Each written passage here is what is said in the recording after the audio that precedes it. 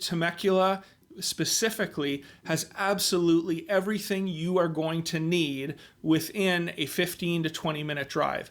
So not only do you have the beautiful wineries or the bars in Old Town and restaurants, but for your everyday convenience, you're never going to be more than 3 to 5 miles away from what you need. And why is that important?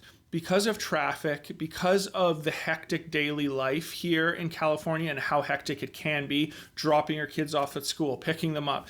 You don't want to be far away from all of these daily things that you need to do. And Temecula gives you the opportunity to always be within a short distance of the things that you need.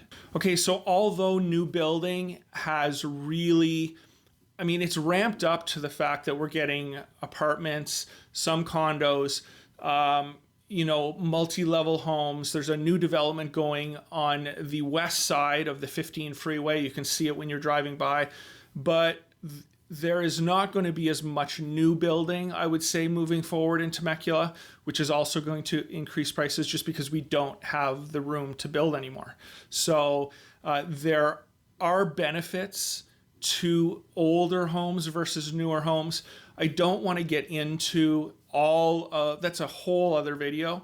And I'd be glad to have a discussion with you on my feelings on older homes versus newer homes. But just be aware that they are both out there, but are you going to find the HOA communities that are traditionally here being built anytime soon? Probably not. So there's lots of options. There are homes that, even though there are no new home communities really being built, the difference between Temecula and a lot of other areas of the Inland Empire is it's a relatively new city. The building has gone on massively over the last 20 to 30 years. So you are not going to find really the 100 or 80-year-old homes.